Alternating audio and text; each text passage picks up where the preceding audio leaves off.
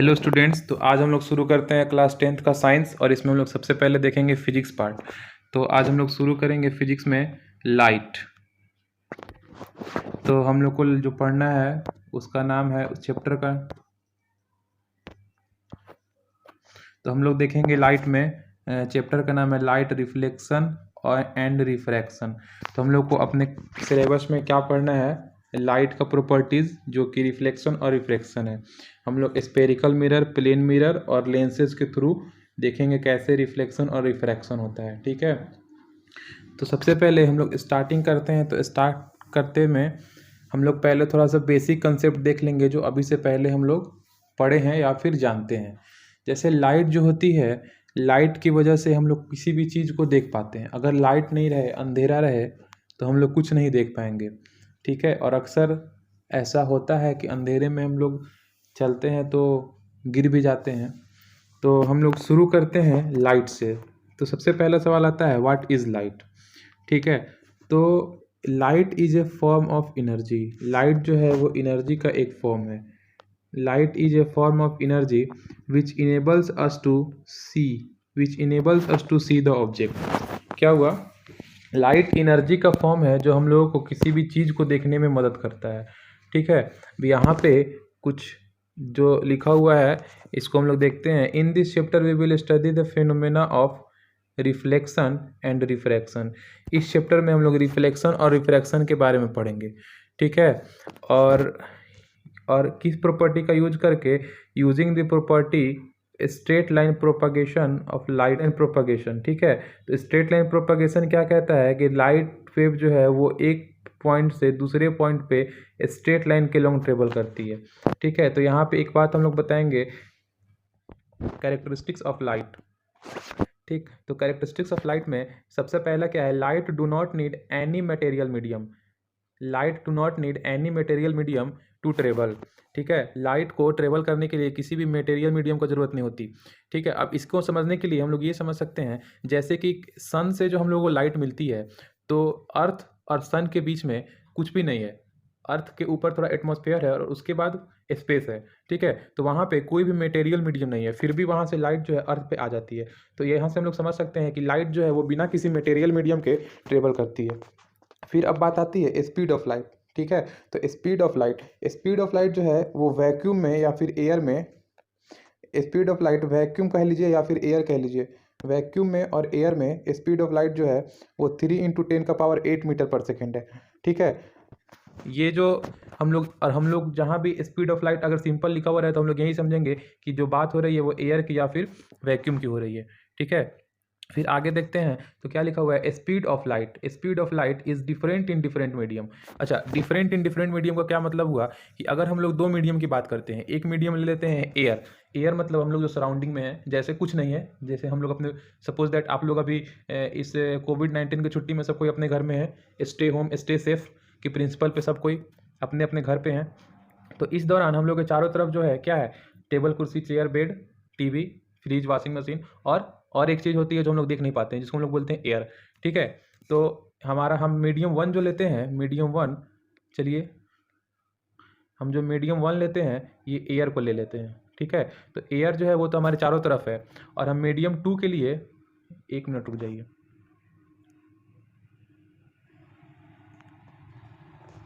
हाँ, तो ये जो थर्ड पॉइंट है, the speed of light is different in different medium. तो इसको देखने के लिए हम लोग दो ग्लास लेंगे। ठीक है, तो जैसे कि एक ग्लास हम ये बना दिए और दूसरा ग्लास यहाँ पे ये हो गया। हालांकि ग्लास थोड़ा ग्लास की तरफ तो दिख नहीं रहा है, लेकिन हम लोग मान लेंगे ग्लास है। ठीक, अब इस वाले ग्लास में हम कुछ नहीं रखते हैं, मतलब इसमें सिर्फ क्या है, एयर है, और इसमें हम थोड़ा सा इधर पानी डाल दिए नीचे में। ठीक है, यहाँ पे ये सब इसमें थोड़ा पानी डाल दिए। अब हम क्या करेंगे कि इसमें जो है वो लाइट रे को भेजेंगे। तो जब इसमें इधर से लाइट रे आएगी, इधर से जब लाइट रे आएगी तो लाइट रे स्ट्रेट आएगी और आके यहाँ पे इससे टकराएगी। ठीक है, और अगर ये ग्लास शीशा का हुआ तो ये लाइट रे ऐसे सीधे निकल जाएगी। ठीक, तो हम लोग क्या देखें कि लाइट रे जैसे आई थी उसी लाइन में निकल गई। लेकिन अगर हम लोग जब इस ग्लास में जिसमें पानी रखे हैं, इसमें जब हम लोग लाइट रे ऐसे भेजेंगे तो लाइट रे आई और ये पानी वाटर के सरफेस पे यहाँ तक आई जैसे आना था। उसके बाद अगर हम यहाँ पे एक देखें ठीक है, ये अगर नॉर्मल है तो इसके बाद जब लाइट आगे बढ़ेगी तो लाइट को बढ़ना चाहिए इस लाइन में, लेकिन यहाँ से ये थोड़ा इधर बेंड हो जाएगी। ठीक है, लेकिन लाइट जो है अपने ओरिजिनल पाथ से इधर बेंड हो गई और ये कुछ फाई एंगल पे बेंड हो गई, और ये जो था ये कुछ थीटा एंगल पे आई थी। ठीक है, तो अब हम लोग क्या देखें कि लाइट जब इधर से आई और इधर मुड़ गई, तो यहाँ से ये फेनोमेना जो है ये बताता है कि डिफरेंट मीडियम में लाइट का स्पीड डिफरेंट होता है। तो जो एयर वाला था उस मीडियम को हम लोग क्या बोलते हैं, रेयरर मीडियम। जो एयर मीडियम था उसको रेयरर बोलेंगे, और ये जो वाटर वाला मीडियम था, ये वाटर वाला मीडियम, इसको डेंसर बोलेंगे। तो जब भीड़ ज़्यादा होती है, अगर हम लोग बाजार जाते हैं और ज़्यादा भीड़ होती है तो हम लोग को चलने में ज़रा परेशानी होती है, तो सेम केस लाइट के साथ भी है। तो लाइट जो है जैसे ये पानी वाले डेंसर मीडियम में आई तो इसका स्पीड कम हो गया। अब जब स्पीड कम हुआ तो ये स्लो चलने लगी, स्लो चली तो अपने ओरिजिनल पाथ से डिविएट कर गई। ठीक है, तो ये क्या कहता है, the speed of light is different in different medium. ठीक, अब हम लोग नेक्स्ट कैरेक्टरिस्टिक्स अगर देखें तो the wavelength range of visible light का जो वेवलेंथ रेंज होता है वो क्या होता है, 400 नैनोमीटर टू 700 नैनोमीटर। ठीक है, मतलब जो भी लाइट हम लोग देख सकते हैं अपने आंखों से, वो उसका वेवलेंथ जो है वो 400 नैनोमीटर से लेके 700 नैनोमीटर के बीच में होगा। ठीक, और ये जो लास्ट पॉइंट है, ये लास्ट पॉइंट कहता है इन एन आइसोट्रोपिक मीडियम। अगर एक आइसोट्रोपिक मीडियम हो, आइसोट्रोपिक मीडियम कहने का मतलब उसका जो रिफ्रैक्टिव इंडेक्स है वो मतलब चेंज नहीं हो। ठीक है, परमिटिविटी और परमेबिलिटी ये आप लोग आगे 11th-12th में पढ़ेंगे। ठीक है, तो इन एन आइसोट्रोपिक मीडियम में जो लाइट है वो show the property of rectilinear propagation. Rectilinear propagation का मतलब सीधी लाइन में जो लाइट ट्रेवल करती है। जैसे इस वाले एग्जांपल में हम लोग क्या देखें, एक रे ऑफ लाइट जो था वो जैसे आया वैसे निकल गया, तो ये जो है ये रेक्टिलिनियर प्रोपागेशन का एग्जांपल है। ठीक, तो ये कह रहा है in an isotropic medium light shows the property of rectilinear propagation. तो ये एक स्ट्रेट लाइन में ही लाइट ट्रेवल कर रही है, लेकिन यहाँ पे देखिए दो मीडियम है, जब दो मीडियम है तो दोनों का रिफ्रैक्टिव इंडेक्स डिफरेंस होगा। तो ये जो अगर इस पूरे को एक मीडियम मान लें, तो ऊपर एयर है और नीचे वाटर है, तो यहाँ पे ये जो मीडियम, ये जो हो गया ये एनाइसोट्रॉपिक मीडियम हो गया। तो इसमें लाइट स्ट्रेट लाइन में ट्रेवल नहीं करेगी। तो हम लोग देखे भी लाइट ऐसे आ रही थी, इसको ऐसे आगे बढ़ना था, लेकिन ये इधर डेविएट हो गई थी। ठीक है, तो ये सब जो लाइट की 5 प्रॉपर्टी है यहाँ पे आप लोग देख सकते हैं, 2, 2, 4 और 1, 5। ये जो 5 प्रॉपर्टी है, ये पांचों प्रॉपर्टी आप लोग को याद करना है। ठीक है, उसके बाद चर्चा हो रही है, अभी हम लोग बार बार बोल रहे थे रे ऑफ लाइट। आप सुने होंगे ऊपर कि एक रे ऑफ लाइट आई और इधर चली गई, एक रे ऑफ लाइट आई और उधर चली गई। तो भाई रे ऑफ लाइट क्या है, तो रे ऑफ लाइट कहता है a straight line which shows the direction of movement of light. ठीक है, जो लाइट के मूवमेंट की डायरेक्शन को जो एक स्ट्रेट लाइन शो करे उसको हम लोग रे ऑफ लाइट बोलेंगे। ठीक है, अब सिंपल सा मतलब एक सीधा लाइन और इस पे ऐसे एरो बना दें।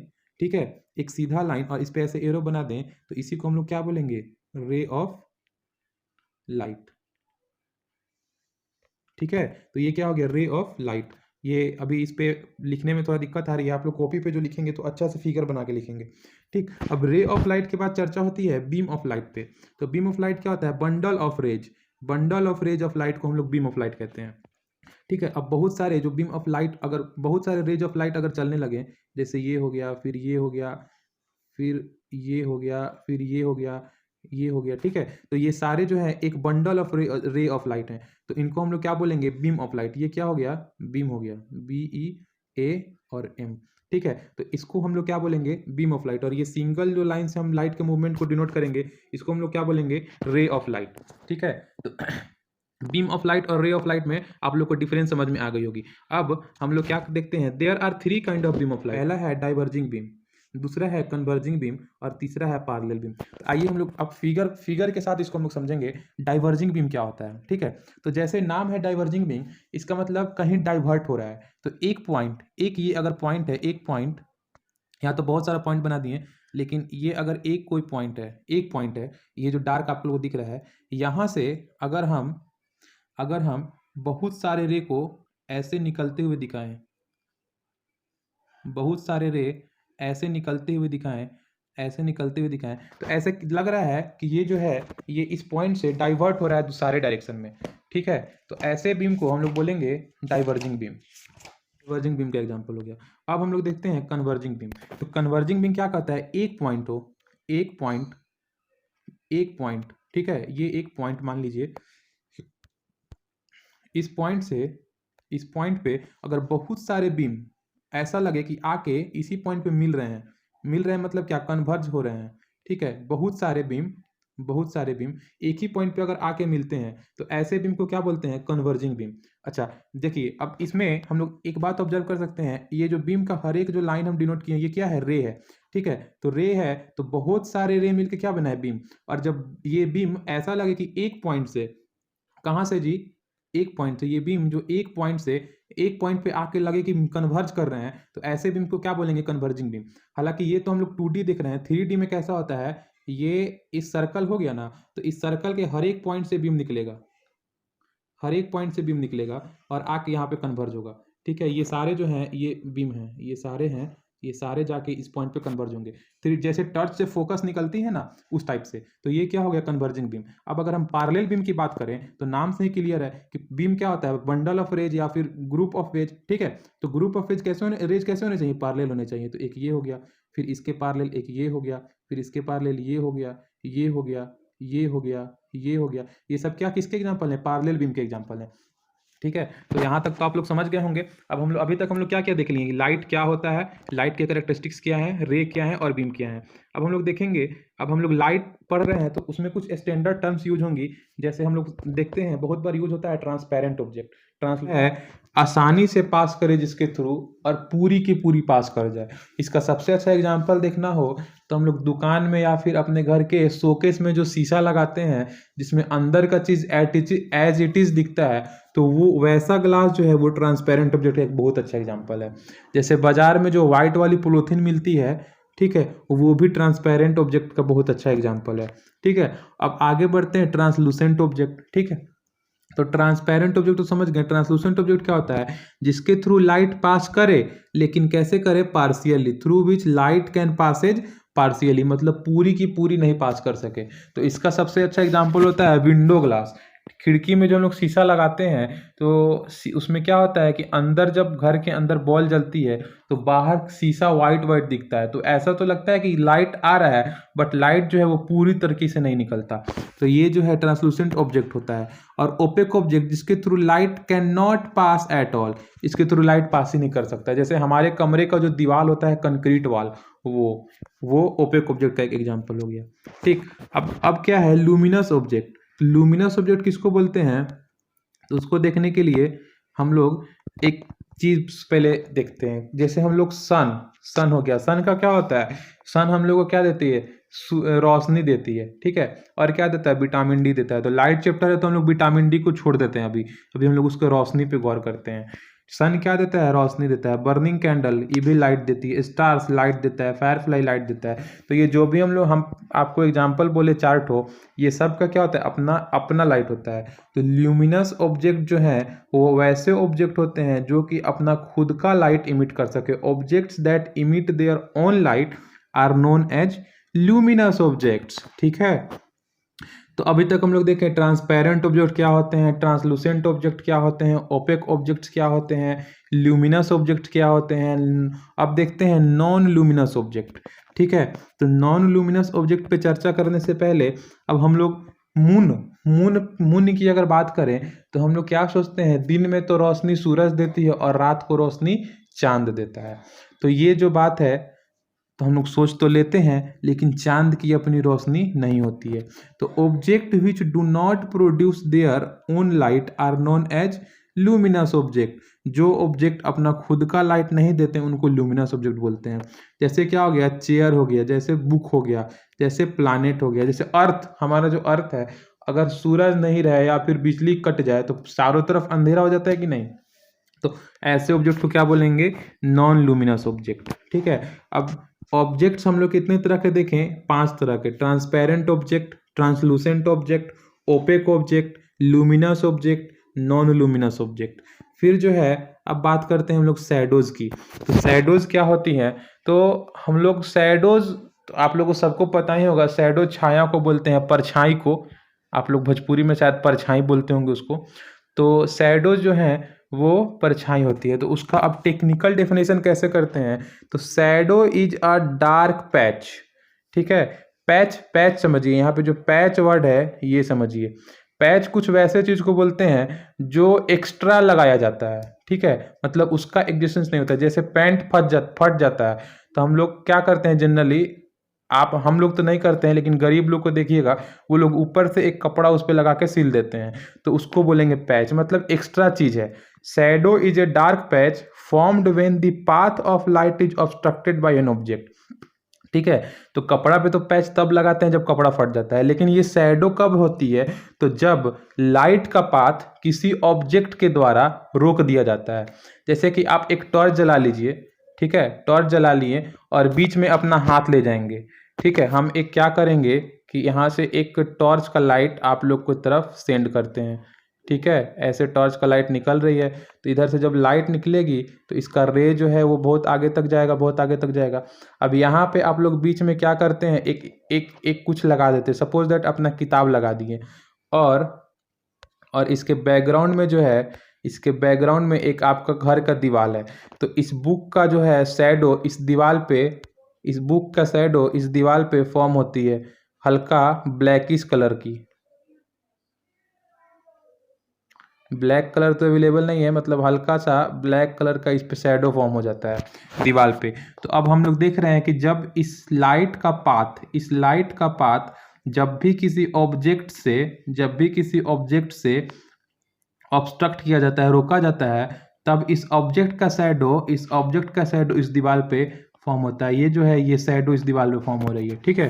तो अब हम लोग देख रहे हैं शैडो फॉर्म करने के लिए तीन चीज़ों की आवश्यकता पड़ रही है, ठीक।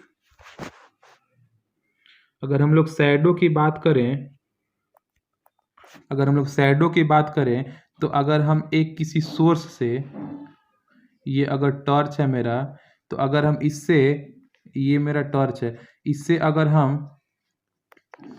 हम लाइट रेज इधर की तरफ, इधर की तरफ, इधर की तरफ, इधर की तरफ सेंड करें, ये क्या है, हमारे लाइट रे हैं, लाइट रे निकल रही हैं, और हम क्या करें, यहाँ पे मेरा जो है, यहाँ पे एक कोई, और इसके रास्ते में हम क्या करते हैं, एक अपना बुक लगा देते हैं, ठीक है।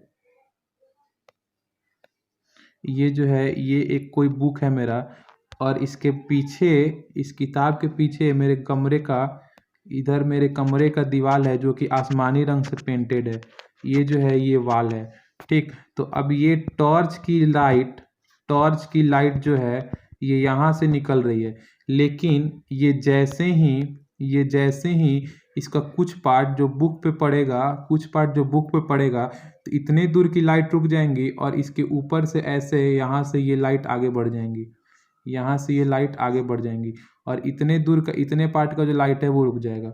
तो ये जो पार्ट का, अब ये जो यहाँ, ये सब पार्ट का जो लाइट यहाँ पे आगे दीवार पे नहीं पहुँच पाया, ये जो पार्ट है, ये पार्ट दो वाल पे हैं, वो शैडो बनाएंगी। और शैडो हल्का सा कैसा होता है, ब्लैकिश कलर पे, बट यहाँ पे ब्लैक कलर अवेलेबल नहीं है, तो हम लोग इसको नेवी ब्लू कलर से डिनोट करते हैं। तो यहाँ पे दीवार पे इस बुक का शैडो बन जाएगा, ठीक है। तो अब हम लोग देख रहे हैं कि शैडो फॉर्म करने के लिए तीन चीज़ों की आवश्यकता पड़ रही है। पहला तो है सोर्स ऑफ लाइट, सोर्स की। दूसरा है ऑब्जेक्ट की, जिसका शैडो बनाना है वो ऑब्जेक्ट जे है, OBJECT, ऑब्जेक्ट की। और तीसरा जो है वो स्क्रीन की, ठीक है। तो शैडो फॉर्म करने के लिए तीन चीज़ों की आवश्यकता है, सोर्स की, ऑब्जेक्ट की और स्क्रीन की। तो ये जो टॉर्च है ये क्या सोर्स की तरह काम कर रहा है, ये जो बुक है ये ऑब्जेक्ट की तरह, और ये जो वाल है ये स्क्रीन की तरह। तो जब भी लाइट का पाथ किसी भी ऑब्जेक्ट के द्वारा, किसी भी ऑब्जेक्ट के द्वारा रोका जाता है, ऑब्स्ट्रक्ट किया जाता है, तब क्या होती है, शैडो जो है वो फॉर्म होती है, ठीक। तो अब आप लोग समझ गए होंगे शैडो का टेक्निकल मीनिंग क्या होता है। अब हम लोग आगे देखेंगे, अब हम लोग का यहाँ से लेक्चर शुरू होगा रिफ्लेक्शन ऑफ लाइट का। हम लोग बेसिक जो भी थी वो हम लोग कंप्लीट कर लिए, ठीक है। तो रिफ्लेक्शन ऑफ लाइट में हम लोग सबसे पहले देखेंगे what is reflection of light, reflection of light कितने तरह के होते हैं, और रिफ्लेक्शन के लॉज क्या होते हैं, ठीक, जो हम लोग ऑलरेडी पढ़ चुके हैं, बचपन से पढ़ते आ रहे हैं, ठीक है। तो रिफ्लेक्शन ऑफ लाइट कहती है when a light is allowed to fall on a highly polished surface, ठीक है। हाईली पॉलिश्ड सरफेस का मतलब क्या होता है, हाईली पॉलिश सरफेस को हम लोग समझेंगे सॉरी रुक जाइए 1 मिनट। रिफ्लेक्शन ऑफ लाइट कहती है when light is allowed to fall on a highly polished surface. तो हाईली पॉलिश सरफेस से हम लोग समझेंगे SMOOTH, स्मूथ सरफेस। ठीक है, जब लाइट को हम लोग बहुत स्मूथ सरफेस पे फॉल कराते हैं, या मतलब एक बीम ऑफ लाइट जब एक स्मूथ सरफेस पे फॉल करती है, ठीक है, तो सच एज जैसे स्मूथ सरफेस मान लीजिए मिरर हो गया, तो most of the light gate reflected. ये क्या कह रहा है, most of the light, not full light, पूरी की पूरी लाइट रिफ्लेक्ट नहीं होती है, तो उसमें से ज़्यादातर जो पार्ट होता है लाइट का वो क्या होता है, रिफ्लेक्ट हो जाता है। ठीक, तो इसी फेनोमेनन को हम लोग क्या कहते हैं, रिफ्लेक्शन ऑफ लाइट। और इसको हम लोग सिंपल वर्ड में ऐसे बोल देते हैं, the phenomena of bouncing back of light after striking a smooth surface. क्या बोलते हैं, the phenomenon of bouncing back of light after striking a smooth surface is termed as reflection of light. अब देखें रिफ्लेक्शन ऑफ लाइट का अगर हम देखें तो अगर ये एक कोई अगर देखिए ये इसको हम बोल देते हैं कोई एक सरफेस है, ये कोई अभी अभी एक सीधा लाइन देखें डायग्राम में कैसे रिप्रेजेंट करते हैं हम लोग ध्यान देंगे। एक सीधा लाइन है तो इसको हम लोग जस्ट बोलेंगे सरफेस, और इसको स्मूथ सरफेस रिप्रेजेंट करने के लिए इसके नीचे ऐसे ऐसे ऐसे ऐसे हम लोग ड्रॉ कर देते हैं। तो ये क्या बताता है, ये जो सरफेस है वो स्मूथ है या फिर हाईली पॉलिश्ड है। ठीक, तो अब ये क्या हो गया, एक हाईली पॉलिश सरफेस हो गया। अब इस पे हम लोग अगर कहते हैं कि कोई एक लाइट का रे अगर इस पे फॉल करेगी, ठीक है, कोई एक लाइट का रे अगर फॉल करती है तो इसका मैक्सिमम पार्ट जो है वो रिफ्लेक्ट हो जाता है, मैक्सिमम पार्ट जो है रिफ्लेक्ट हो जाता है। ठीक है, तो इसी को हम लोग बोलते हैं रिफ्लेक्शन ऑफ लाइट। ठीक, अब देखिए रेगुलर रिफ्लेक्शन क्या होता है, तो reflection of light from smooth surfaces. ठीक है, स्मूथ सरफेस से जो रिफ्लेक्शन ऑफ लाइट होती है इन वो जो है रेगुलर फैशन में होती है। यहाँ पे तो हम लोग बोले from a highly polish surface, लेकिन जो रफ सरफेस होती हैं उससे भी रिफ्लेक्शन होता है, उसको हम लोग आगे आगे डिस्कस करते हैं कैसे होगा। ठीक है, द रेगुलर रिफ्लेक्शन क्या होता है, the reflection of light from a smooth surface takes place in regular fashion, regular fashion में होता है, and this reflection is called regular reflection. अब रेगुलर फैशन का मतलब क्या है, जैसे इसी फिगर में हम लोग देखेंगे ये एक रे से हम रिप्रेजेंट किए हैं। अगर रेगुलर फैशन का मतलब हुआ पैरेलल रेज अगर ऐसे गिर रही हैं इस पे अगर ऐसे रेज आ रही हैं, ऐसे बहुत सारे रेज आ रहे हैं, तो ये रेज जब रिफ्लेक्ट होंगे तो ये रिफ्लेक्टेड रे भी एक दूसरे के पैरेलल ही होंगे, ये सारे रे जो हैं वो पैरेलल ही रिफ्लेक्ट होंगे। तो ये जो है ये रेगुलर रिफ्लेक्शन का एग्जांपल हो गया। ठीक है, ये क्या हो गया, ये रेगुलर रिफ्लेक्शन हो गया। ठीक, अब इसमें रेगुलर रिफ्लेक्शन हो गया तो इसमें अब इसमें रे का दो पार्ट बन गया, एक इधर वाला पार्ट और एक इधर वाला पार्ट। तो ये जो भी एरो इधर डाउनवर्ड की तरफ बनी है ये जो है वो इंसिडेंट रे को शो करेंगी, इंसिडेंट रे को शो करेंगी, और ये जो है वो रिफ्लेक्टेड रे को शो करेंगी। ठीक है, यहाँ पे शॉर्ट फॉर्म में लिख दिए हैं REF, ये रिफ्लेक्टेड रे हैं और ये इंसिडेंट रे हैं। ठीक, तो अब रेगुलर फैशन का मतलब तो आप लोग समझ गए होंगे। अब हम लोग देखते हैं इरेगुलर रिफ्लेक्शन क्या होता है। ठीक, तो इरेगुलर रिफ्लेक्शन में कह रहा है, इरेगुलर रिफ्लेक्शन में कह रहा है कि the reflection of light from the area of irregular surface takes place in random fashion. मतलब लाइट कैसे गिरेगी और कैसे रिफ्लेक्ट हो जाएगी ये कोई फिक्स नहीं होता है। ठीक है, from area of irregular surface के एरिया से जो रिफ्लेक्शन होता है वो रैंडम फैशन में होता है, तो ऐसे रिफ्लेक्शन को हम लोग इरेगुलर रिफ्लेक्शन कहते हैं। ठीक, तो अब हम लोग देखते हैं इसमें सारे वर्ड्स का मतलब क्या है। ये रैंडम फैशन जो यहाँ पे लिखा हुआ है इसका मतलब पहले समझते हैं। अब इसमें भी अगर कोई सरफेस है और वो स्मूथ नहीं है तो उसको शो करने के लिए हम लोग क्या करेंगे, अगर कोई सरफेस स्मूथ नहीं है तो जैसे कि स्मूथ नहीं है तो कुछ ऐसा होगा, सपोज दैट, ठीक है, सपोज दैट कुछ ऐसा सरफेस होगा रफ टाइप का। ठीक, और कुछ ये सरफेस है रफ सरफेस है, कैसा हूँ इसमें इसके बीच में कुछ भी है, तो इस पे जब लाइट की रेज, सपोज दैट हम इस पे लाइट वाला रे यहाँ पे पड़ा। ठीक, जैसे यहाँ पे ये रे पड़ा तो यहाँ पे पड़ते ये रे रिफ्लेक्ट हो गया, इसका maximum part, most of the part get reflects. अब दूसरा जो रे है दूसरा जो रे है वो दूसरा रे इसके बगल में पड़ा लेकिन थोड़ा सा इधर ऊपर पड़ गया। ठीक, हम लोग देख रहे हैं कि जो इंसिडेंट रे है वो दोनों पैरेलल है, लेकिन जिस जिस पॉइंट पे पड़ रही है, जिसको हम लोग पॉइंट ऑफ इंसिडेंस बोलते हैं, पहला रे कहाँ आया, यहाँ पे आया, और दूसरा रे यहाँ पे आया। तो जब पॉइंट ऑफ इंसिडेंस से दूसरा रे रिफ्लेक्ट होगा, तो रिफ्लेक्ट जब होगा तो ये इसके पैरेलल नहीं जाके थोड़ा सा ऐसे ऐसे इसे दूर की तरफ जाएगा। ठीक है, तो हम लोग देख सकते हैं कि ये पहला जो रे है और दूसरा जो रे है ये एक दूसरे के पैरेलल नहीं है। तो अब इसी तरह कोई तीसरा रे अगर आए, तीसरा रे अगर यहाँ पे आए तो ये ऐसे जा सकता है। तो इस पे से जो रिफ्लेक्शन हो रही है, इस पे जो रिफ्लेक्शन हो रही है, ये जो है ये रेंडम फैशन इसी को बोलेंगे, रिफ्लेक्शन इन RANDOM। ये रिफ्लेक्शन कैसे हो रहा है, रेंडम फैशन में हो रहा है। तो अब आप लोग समझ गए होंगे रेगुलर और इरेगुलर रिफ्लेक्शन का डिफरेंस क्या होता है। ठीक है, अब हम लोग नेक्स्ट देखते हैं laws of reflection. Laws of reflection देखने के लिए रिफ्लेक्शन की दो लॉ होती हैं। ठीक, ये हम लोग पहले भी पढ़ते आ रहे हैं। तो पहला लॉ जो है वो क्या कहता है कि द एंगल ऑफ इंसिडेंस, अच्छा तो incidence, the angle of incidence is always equal to angle of reflection. तो सबसे पहले ये जो डायग्राम है, इस डायग्राम को हम लोग समझते हैं। ये जो रे है, ये क्या है, इसमें एरो डाउनवर्ड की तरफ है, तो इस रे को हम लोग क्या बोलेंगे, इंसिडेंट रे।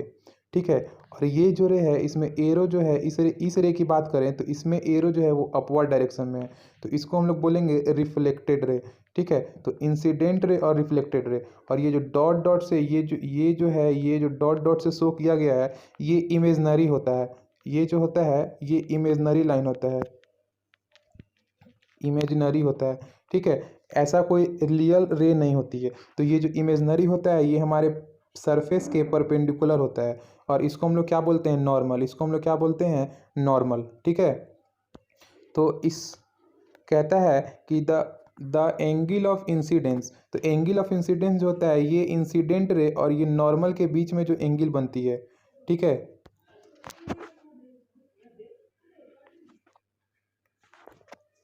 ये जो हमारा नॉर्मल हो गया और ये जो इंसिडेंट रे हो गया, ये दोनों यहाँ पे इस पॉइंट पे ये जो एंगल बना रही हैं, ये वाली एंगल, आधा एंगल, इसको हम लोग क्या बोलेंगे, एंगल ऑफ इंसिडेंस।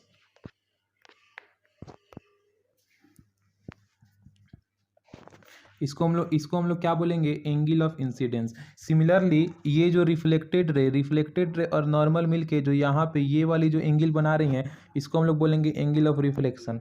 तो जो पहला लॉ बोलता है रिफ्लेक्शन का, वो क्या कहता है, एंगल ऑफ इंसिडेंस और एंगल ऑफ रिफ्लेक्शन जो है वो बराबर होंगी।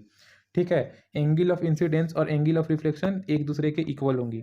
ठीक, और दूसरा रे क्या कहता है, the incident ray, the reflected ray and the normal to the reflecting surface at the point of incidence. अच्छा, ये जो पॉइंट है, ये पॉइंट यहाँ पे इंसिडेंट रे आगे मिल रही है, तो इसको हम लोग बोलते हैं पॉइंट ऑफ इंसिडेंस। ठीक है, तो इंसिडेंट रे, रिफ्लेक्टेड रे और नॉर्मल रे कहाँ पे, इस रिफ्लेक्टिंग प्लेन पे, और प्लेन में कहाँ पे, तो इस पॉइंट ऑफ इंसिडेंट पे लाई इन द सेम प्लेन। अब लाई इन द सेम प्लेन का मतलब क्या हुआ कि जो जैसे हम लोग इसका एग्जाम्पल समझने के लिए यहाँ पे फिर से फिगर ड्रॉ करते हैं एक छोटा सा। देखिए, जैसे कि ये जो है, सपोज दैट ये एक सरफेस है, सरफेस कह लीजिए, या फिर इसको समझ लीजिए कि आपके घर का ये फ्लोर है। ठीक है, ये जो है ये आपके घर का फ्लोर हो गया। ठीक, और और हम लोग इस पे एक वाल की तरह कंस्ट्रक्शन करेंगे, और ये जो है ये ये जो है ये एक वाल हो गया। ठीक है, तो ये फ्लोर और ये वाल, अब देखिए आप लोग को दिखता होगा कि यहाँ पे ये दोनों मिलके 90 डिग्री के एंगल एक दूसरे पे बना रहे हैं।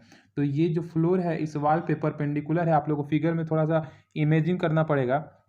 ठीक है, तो अब जैसे कि ये उसी तरह है, ये नीचे वाला आपका फ्लोर है, तो ये ऊपर वाला एक वाल हो गया आपके रूम का। ठीक है, तो ये फ्लोर और वाल एक दूसरे पर परपेंडिकुलर हैं, तो ये जो हम वाल को ऐसे ऐसे किए हैं और फ्लोर को जो स्काई ब्लू कलर से डॉट डॉट किए हैं, तो ये जो है ये एक प्लेन शो करेगा, ये वाल का प्लेन शो करेगा और ये फ्लोर का प्लेन शो करेगा।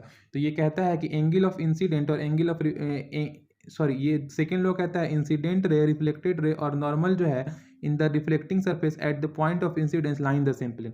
जैसे कि अगर हम एक इस प्लेन में इस किसी एक प्लेन में, सपोज दैट ये फर्श वाली प्लेन पे अगर हम एक ऐसे इस फर्श के प्लेन में लाइट भेजते हैं तो ये जो लाइट यहाँ से रिफ्लेक्ट होगी तो वो इसी प्लेन में रिफ्लेक्ट होगी, और इस पे जो हम नॉर्मल ड्रॉ करेंगे इस पॉइंट ऑफ इंसिडेंस से वो भी जो है वो इसी प्लेन में होगा।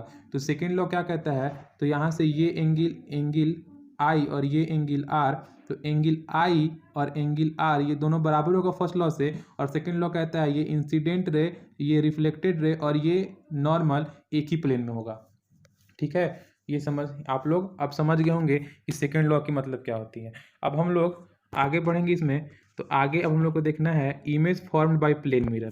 तो प्लेन मिरर से इमेज फॉर्मेशन देखेंगे, उसके पहले हम लोग प्लेन मिरर किसको कहेंगे और प्लेन मिरर का मतलब होता क्या है।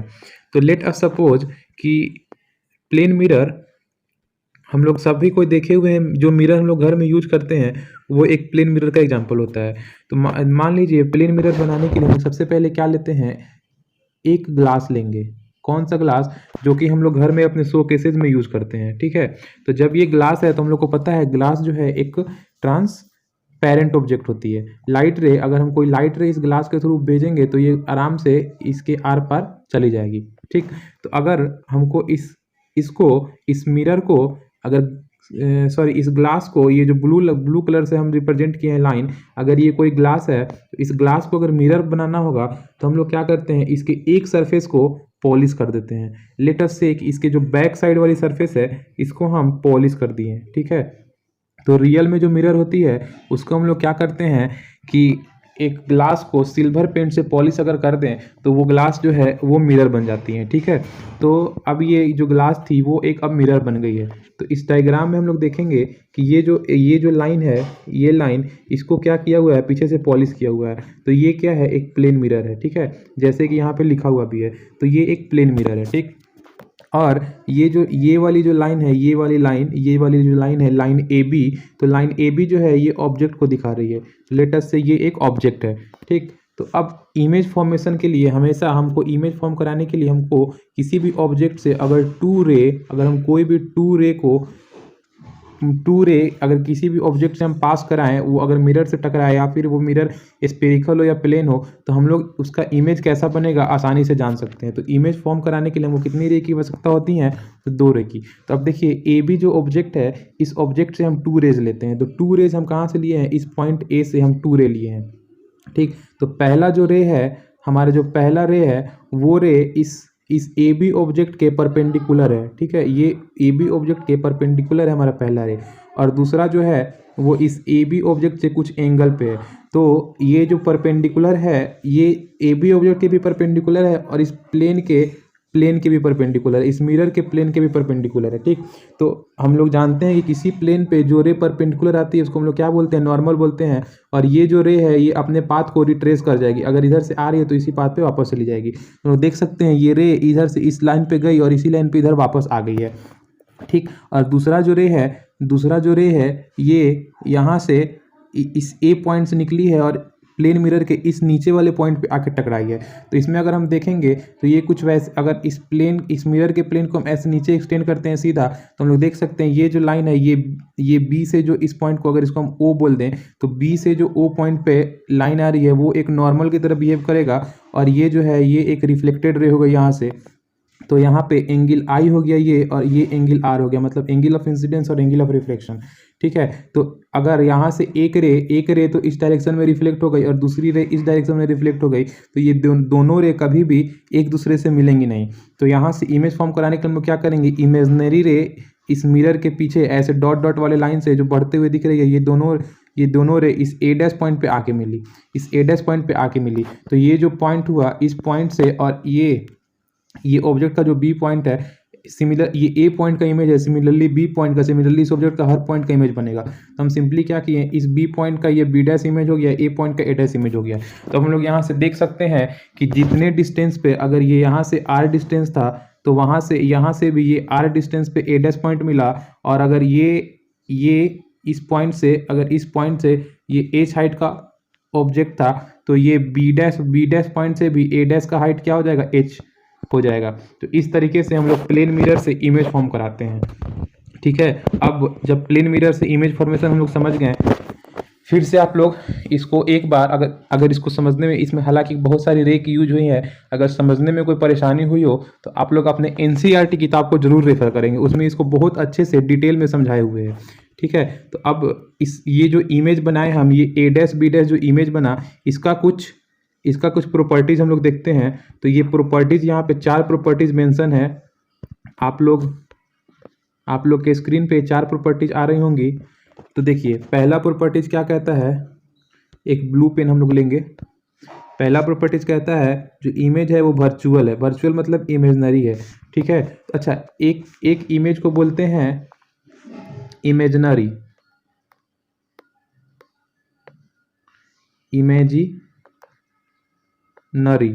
और एक जो बोलते हैं वो होता है रियल।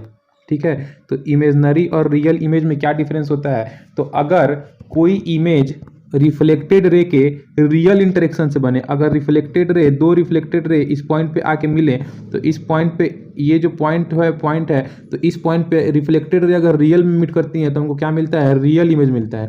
अगर कोई रिफ्लेक्टेड रे रियल में मीट नहीं करती है तो इमेजनरी इमेज मिलता है। तो हम लोग देखे थे कि जो हम लोग ऊपर में इमेज फॉर्मेशन कराए प्लेन मिरर से, वो बैक साइड में ऐसे डॉट डॉट डॉट वाले 2 रिफ्लेक्टेड रे को हम लोग मीट कराए थे। तो इस ए डैश वाले पॉइंट पे, जो यहाँ पे ए डैश पॉइंट था और यहाँ पे हम लोग नीचे में यहाँ पे बी डैश पॉइंट एज्यूम किए थे, तो ए डैश वाले पॉइंट से हमको इमेज मिल रही थी। ठीक है, तो हम लोग कह सकते हैं कि जो इमेज फॉर्म हुआ प्लेन मिरर से वो क्या था? वर्चुअल था, मतलब इमेजनरी इमेज था। और इरेक्ट था। इरेक्ट का मतलब क्या हुआ? सीधा हुआ। इरेक्ट मतलब सीधा। ठीक है, the image that do not form on the screen, और ये जो इमेज है वो स्क्रीन पे कभी नहीं फॉर्म हो सकता है। अब जब हम किसी भी मिरर के पीछे, मतलब मिरर के पीछे कहने का मतलब क्या, ये नहीं कि आप मिरर के पीछे चले जाएंगे। मिरर के पीछे कहने का मतलब जो प्लेन सरफेस होता है, जो सरफेस रिफ्लेक्ट करता है, उसके पीछे वाले सरफेस जिस पे हम लोग पेंट किए हुए हैं, उस सरफेस पे हम स्क्रीन तो लगा नहीं सकते हैं। तो हमेशा इस जो प्लेन मिरर का इमेज होता है उसको हम लोग स्क्रीन पे नहीं फॉर्म करा सकते हैं। दूसरा पॉइंट कहता है, दूसरा पॉइंट लेटरली इन्वर्टेड। ठीक है, लेटरली इन्वर्टेड का मतलब क्या होता है कि जो लेफ्ट है ना, जो लेफ्ट है सो राइट दिखेगा। जैसे आप लोग एम्बुलेंस में देखते होंगे कि उल्टा लिखा हुआ रहता है, उल्टा लिखा हुआ रहता है, AM ऐसे B लिखा हुआ रहेगा, ऐसे डॉट डॉट लिखा रहेगा। ये क्यों लिखा हुआ रहता है? कि आगे से अगर कोई गाड़ी वाला देखेगा तो उसको सीधा दिखेगा।